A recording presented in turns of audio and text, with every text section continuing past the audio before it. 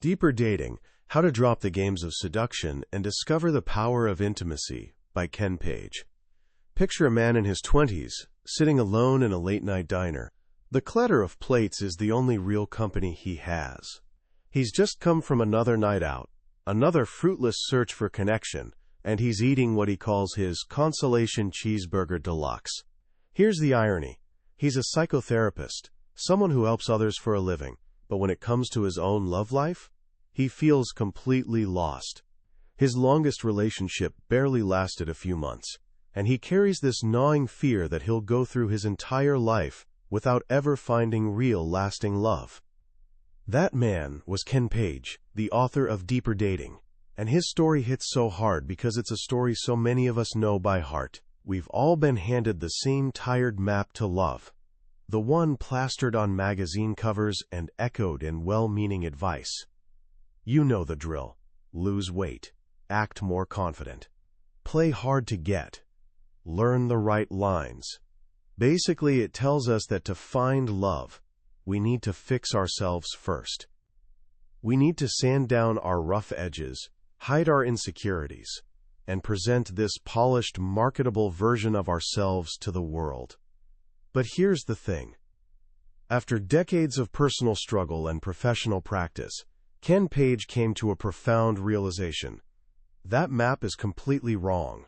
It doesn't lead to love at all. It leads to insecurity, game playing, and honestly more loneliness.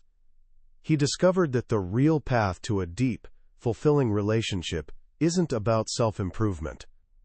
It's about self-acceptance. It's not about hiding our vulnerabilities. It's about leading with them. In Deeper Dating, he offers us a completely new map. One that promises you don't need to look perfect, act confident, or play games to find real love. In fact, get this. Those very parts of you that you feel most insecure about, your sensitivities, your quirks, your deepest passions, even your deepest hurts, aren't your biggest obstacles to love. They're actually your greatest gifts. By the end of our time together today, you'll understand this new map to love. You'll learn the single most important distinction you can make in your dating life, the one that separates heartbreak from happiness. And you'll discover the secret to unlocking what Page calls your core gifts, those unique qualities that hold the key to finding a partner who won't just tolerate you, but will treasure you for who you truly are. This isn't just a new way to date, it's a whole new way to live. So let's start by looking at the flawed map most of us have been using. The world tells us that attractiveness comes first, that if you're younger, more beautiful, wittier, or more successful, love will be easier to find. But Page asks us to look around at our own lives for a second. Are the most conventionally attractive people we know actually in the happiest, most stable relationships? Usually not, right? He points to extensive research asking people across all cultures, ages, and genders what they desire most in a life partner. The number one answer isn't looks, success, or wit. It's kindness and understanding. This is the foundational truth of the new map to love. It means the path to a great relationship isn't about perfecting your packaging. It's about cultivating your humanity. The journey isn't about fixing your flaws. It's about discovering, honoring, and leading with your deepest, most authentic self. And at the very heart of that authentic self is what Ken Page calls your core gifts. So what are core gifts exactly? Imagine the parts of yourself where you feel life most intensely. They're your points of deepest sensitivity. You find them in the things that inspire you the most, the things that touch your heart most deeply. And here's the surprising part, in the things that hurt you the most. Maybe you've been told you're too sensitive, too intense, too emotional, or just too much. Maybe you have a fierce passion for justice that others find intimidating. Or perhaps you have this quiet tenderness that you've learned to hide because you fear it'll be seen as weakness. Here's the revolutionary part. These aren't character flaws to be corrected. According to Page, these are your core gifts. The problem isn't the gift itself. It's the shame we've built around it. For years, Page himself felt ashamed of his own deep tenderness, a quality he believed was a weakness keeping him from finding love. He tried to be cooler, wittier, less needy. But it was only when he learned to embrace that tenderness as a gift that his love life began to transform. Our deepest wounds, he realized, almost always surround our greatest gifts. Why? Because these parts of us are the most tender, the most vulnerable. When we were young, these qualities may have been misunderstood, ignored, or even taken advantage of. As a result, we learned to build walls to protect them. To help us visualize this, Page presents a simple but powerful image, a target with 3 concentric rings. He calls this the zones of intimacy. At the very center of the target is the bullseye, the gift zone. This is your authentic self. It's where you feel the warmth of your own humanity. You're in your gift zone when you're moved by a piece of music, when you feel a wave of longing, when you feel deep compassion for someone, or when you hold hands with a person you love. It's a state of authenticity plus compassion. This zone is the birthplace of true intimacy. But living in this zone feels risky. It's vulnerable. So we move outward to the second ring, the zone of protection. Here we create safer, more airbrushed versions of ourselves. We might use humor, or workaholism, or endless online scrolling to keep our deeper feelings at a distance. This zone protects us from getting burned by the fire of our core, but it also keeps us from true connection. If we move too far out, we enter the third and final ring, the zone of disconnection. This is a place of isolation, numbness, and despair. It's that painful emptiness we feel when we're too far from our true selves. The entire deeper dating journey is about learning to spend more time in the gift zone and to share that authentic self with the world, bravely, generously, and wisely. So how does this connect to who we fall in love with? This is where Page introduces what he calls the most important distinction of all. He argues that all of our romantic attractions fall into one of 2 categories: attractions of deprivation or attractions of inspiration. Let's start with attractions of deprivation. Have you ever been desperately attracted to someone who was emotionally unavailable? Someone who was critical of you or who kept you guessing? Someone who gave you just enough affection to keep you hooked, but never enough to make you feel secure? That's an attraction of deprivation. These attractions can feel incredibly powerful, almost addictive. Page explains this is because they operate on what's called an intermittent reward system, just like a slot machine. You never know when you'll get the reward, so you keep pulling the lever, hoping for that jackpot of love and approval that rarely comes. He tells the story of Meryl, a wonderful guidance counselor who fell deeply in love with Jeff, a handsome and successful real estate developer. On the surface, he seemed perfect, but over time, she began noticing troubling patterns. Jeff always needed to be the authority. He would subtly criticize her friends, her home, even her appearance. She found herself constantly feeling less than, always trying to prove her worth to him. Their relationship, despite its passionate moments, was ultimately an attraction of deprivation because it chipped away at her self-esteem. So why are we drawn to these painful relationships? Page offers a profound insight, which he calls the gift wound defense matrix. It works like this. At the heart of every defense lies a wound, and at the heart of every wound lies a gift. Our attractions of deprivation are basically a projection of our own unhealed wounds. If we haven't learned to value one of our own core gifts, say, our deep sensitivity, we'll be magnetically drawn to people who also devalue that gift in us. We unconsciously hope that if we can just get this person to finally love and accept our sensitivity, it'll heal our original childhood wound. But it's a trap. We're trying to get blood from a stone.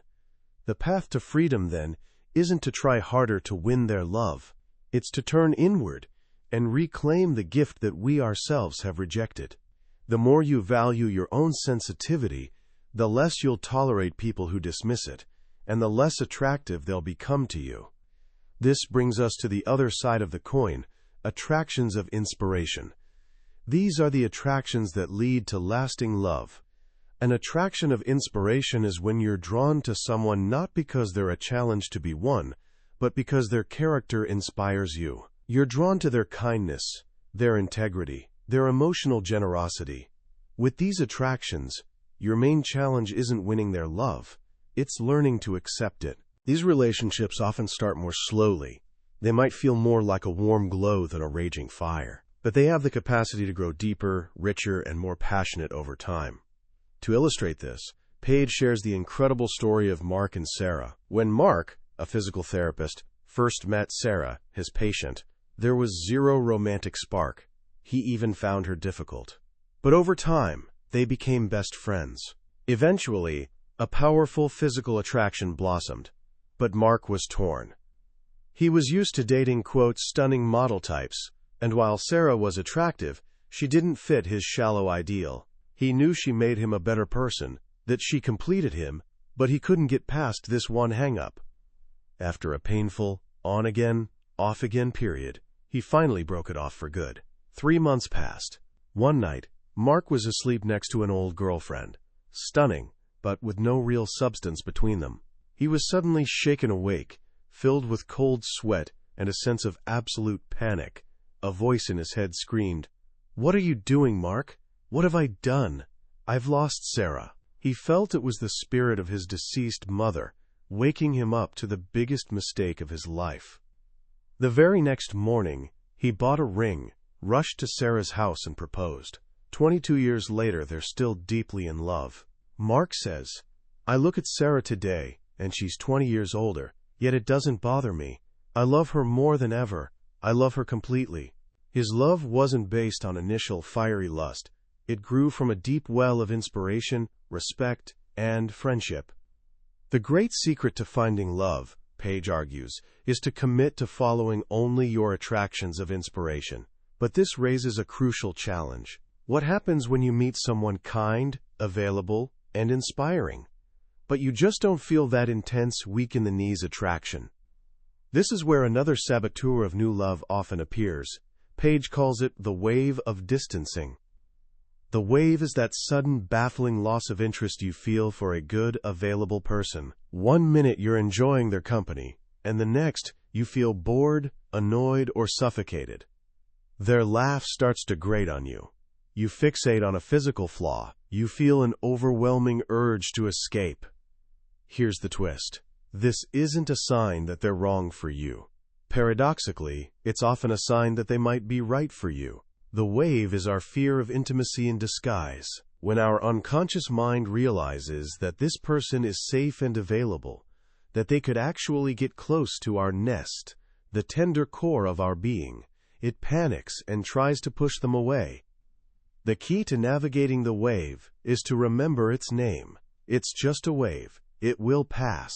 Don't make any drastic decisions while you're in it.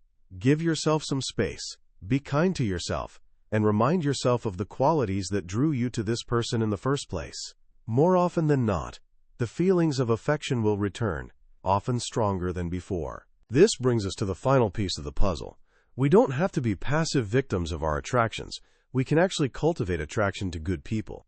Research shows that feelings of love in arranged marriages often grow stronger over time, surpassing the love in non-arranged marriages, because the couple is committed to building the connection. You can do the same. When you're with someone who inspires you but the spark is faint, don't just write them off. Nurture the connection. Paige offers a number of skills for this, which he calls the 7 skills of deeper dating. Be kind and generous. If you like them, let it show. Focus on the quality of your connection, not just a scorecard of their attributes. And share something you're passionate about, and ask them to do the same. This even extends to our sexual lives. Paige encourages us to discover our sexual core gifts by asking 2 simple questions. First, what turns you on most in sex? This is about embracing your wild, lusty, even perverse side without shame. Second, what touches you most deeply in sex? This is about honoring your tender, vulnerable heart. When you can find a partner with whom you can explore both your wildness and your tenderness, you create a sexual connection that's profoundly intimate. The journey of deeper dating isn't a quick fix. It's a gradual process of unlearning the toxic messages we've received about love and learning to trust the wisdom of our own hearts. It's about having the courage to stand in front of another person, with all our imperfections and sensitivities, and to trust that for the right person, that is more than enough.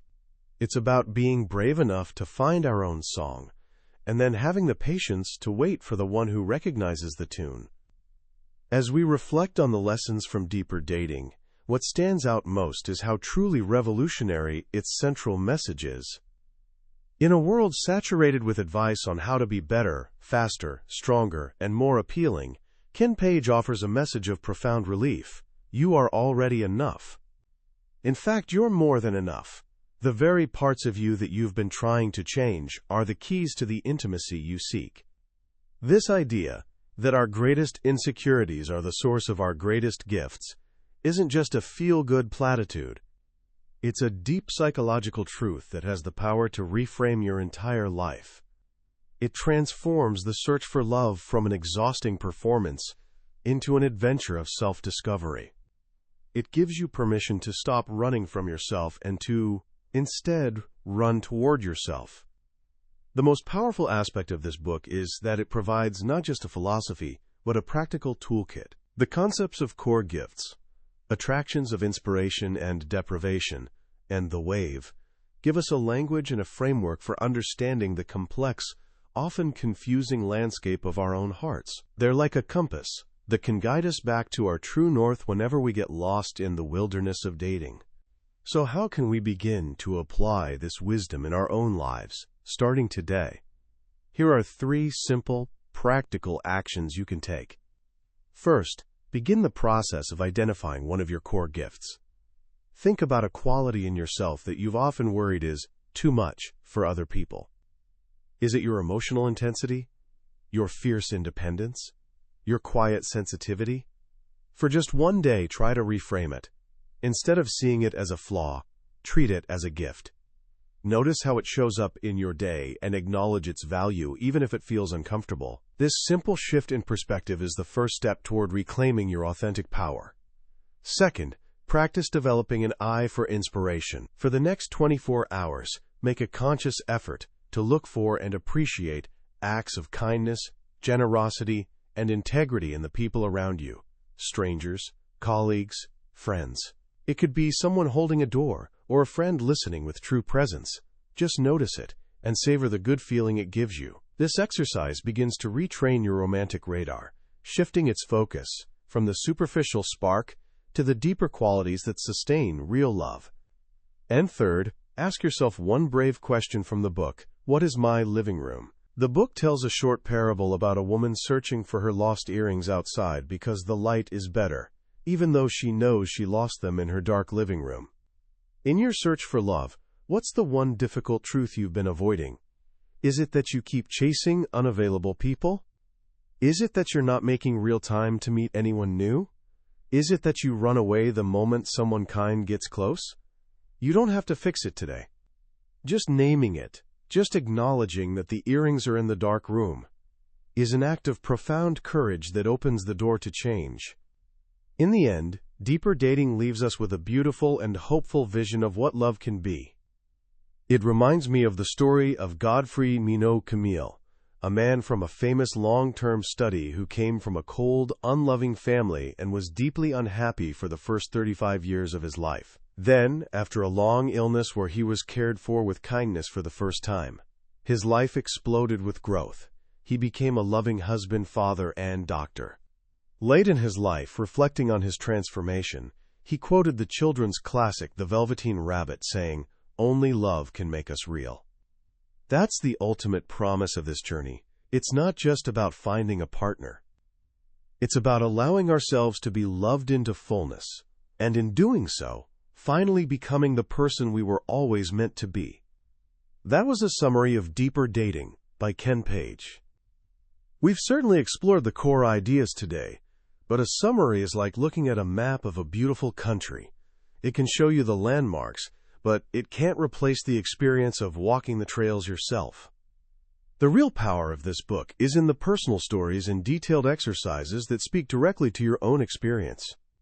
If you felt a spark of recognition in anything we discussed, a painful pattern, a hidden gift, a hopeful new idea, then I truly encourage you to pick up a copy.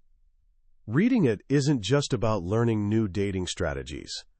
It's an act of kindness to yourself, one that can genuinely change how you see yourself, your past, and your future in love. A link to the book is in the description. Also, if you found this journey into the billionaire's bookshelf valuable, please show your support by hitting the like button and subscribing to the channel. That way, you won't miss our next exploration into another life-changing book. Let's continue to learn and grow together.